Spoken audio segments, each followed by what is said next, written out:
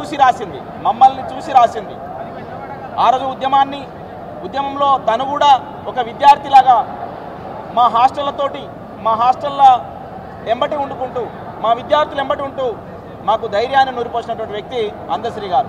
చాలామంది అనుకుంటారు ఆయన పాటలు రచయిత, పాటలు రాస్తాడని చెప్పేసి. కేవలం పాటలు మాత్రమే రాయడం కాదు, ఆయన స్వయంగా ఉద్యమంలో భాగస్వామై పనిచేసినటువంటి వ్యక్తి.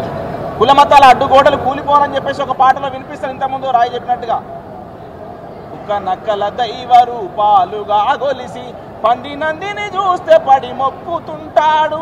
చీమలకు చక్కెర, పాములకు పాలోసి జీవకారుణ్యమే జీవితం అంటాడు.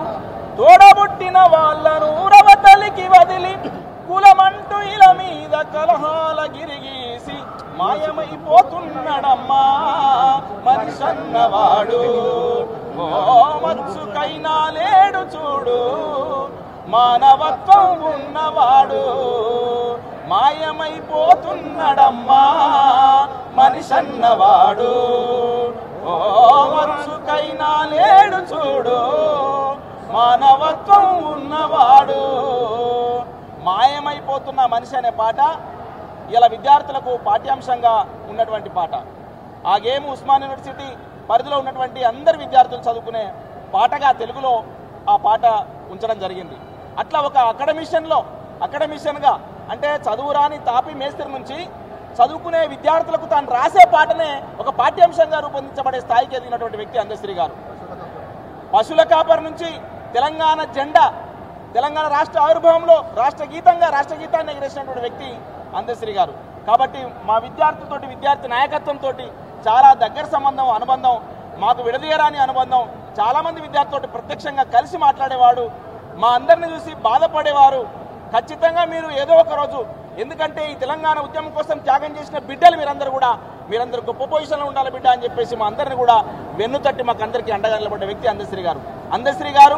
మన మధ్యన భౌతికంగా లేకపోయినా ఆయన పాటల రూపంలో, ప్రతి అక్షర రూపంలో తెలంగాణ రాష్ట్రం ఉన్నన్ని రోజులు సువర్ణ అక్షరాలతో సూర్యుడు ఉదయించినంత కాలం ఇలా ఈ తెలంగాణ గడ్డ మీద అందశ్రీ పేరు సువర్ణ అక్షరాలతో లిఖించబడతాయని చెప్పేసి తెలియజేస్తూ జోహార్ అందశ్రీ, జోహార్ మహాకవి అందశ్రీ. దుర్గం భాస్కర్ గారు మాట్లాడతారు.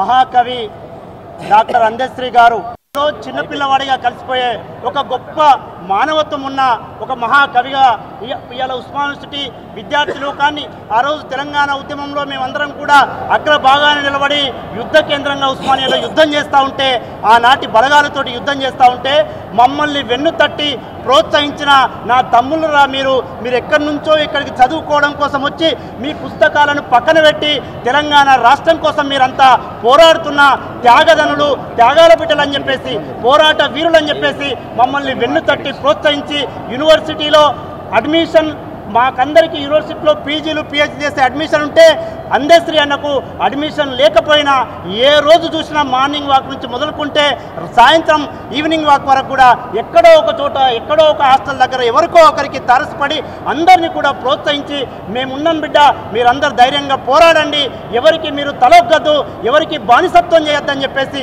మానవత్వం అన్నిటికంటే గొప్పది, కుల మతాల కంటే కూడా మానవత్వం గొప్పదని చెప్పేసి ఈ తెలంగాణ రాష్ట్రం రావడం వల్ల మీ అందరికీ అనేక రకాలుగా ఉద్యోగాలు వస్తాయి, ఉపాధి దొరుకుతాయని చెప్పేసి ఆ రోజు అనేక మంది అమరవీరులు అవుతూ ఉంటే ఆ అమరవీరులను కీర్తిస్తూ, ఆ అమరవీరులను గౌరవిస్తూ తను మమ్మల్ని అనేక రకాలుగా లక్షలాది మందితోటి ఉస్మాన్ యూనివర్సిటీ ఆర్ట్స్ కాలేజ్ ముందర జనగర్జన నిర్వహించినప్పుడు మమ్మల్ని వెన్ను తట్టి ఆ రోజు ఎంత నిర్బంధం పెట్టినా కూడా మాతో పాటు నిలబడి మమ్మల్ని అందరినీ కూడా జయ జయ హే తెలంగాణ అని చెప్పేసి ఆ పాట పాడుతూ మమ్మల్ని అందరినీ కూడా ఉత్సాహపరిచి చైతన్యం ఇచ్చి మా ద్వారా తెలంగాణ సమాజానికి కూడా ఒక గొప్ప మెసేజ్ని పంపించిన మహానుభావుడు డాక్టర్ అందశ్రీ గారు.